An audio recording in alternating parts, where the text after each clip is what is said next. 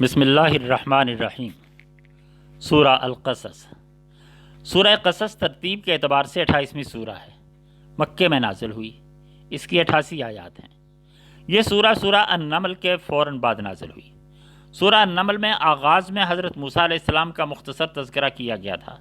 اس سورہ میں ان کی ولادت سے پہلے بنی اسرائیل کی غلامی اور قسم پرسی کے احوال، موسیٰ علیہ السلام کی ولادت، پرورش، جوانی، اور پھر ایک قبطی کے مارے جانے کے بعد مدین میں سکونت، وہاں سے واپسی، راستے میں نبوت ملنا اور فرعون کے ساتھ مکالمہ اور قارون کی تباہی کی تفصیلات بیان کی۔ اس سورہ سے جو ہمیں خاص تعلیمات ملتی ہیں وہ یہ ہیں کہ اللہ کی تدبیر کو کوئی شکست نہیں دے سکتا۔ جس بچے کے ہاتھوں فرعون کی سلطنت کا خاتمہ ہونا تھا، اس کی پرورش کا انتظام اللہ نے فرعون کے گھر ہی میں کیا تھا۔ نیز کسی کو نبوت کب اور کس طریقے سے ملے گی، یہ اللہ کا فیصلہ ہے۔ اس کے لیے کوئی اعلان ہوتا ہے، نہ فرشتے اترتے ہیں، بس چلتے پھرتے یا بیٹھے بٹھائے اللہ جسے چاہتا ہے نبی بنا دیتا ہے۔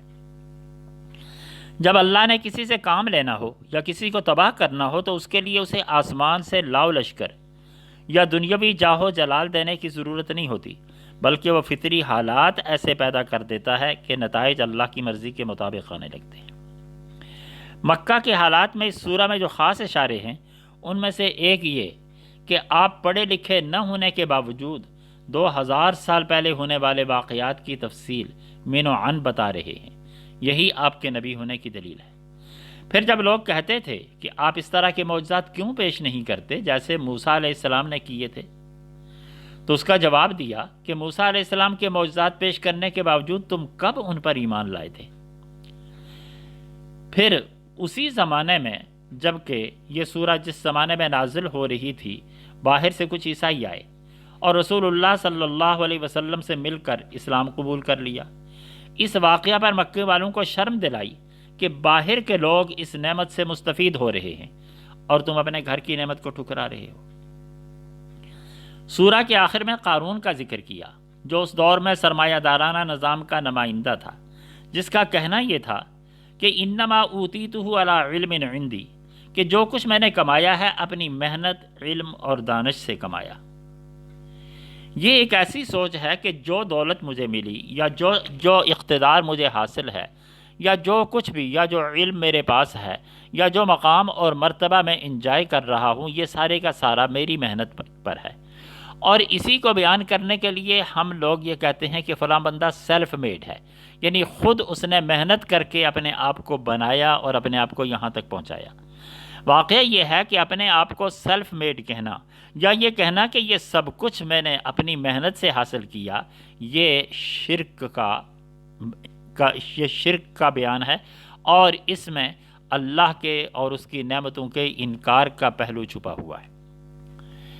اللہ نے جو کسی انسان کو بے پناہ صلاحیتیں دی ہیں، اس کو جو دماغ دیا، اس کو جو دانش دی، اس کو جو علم حاصل کرنے یا کوئی حکمت حاصل کرنے یا کوئی صنعت جاننے یا کمانے یا کچھ بھی کرنے کے لیے جو اس نے بے پناہ صلاحیتیں اور قوتیں دی ہیں، وہ تو انسان نے خود نہیں پیدا کی۔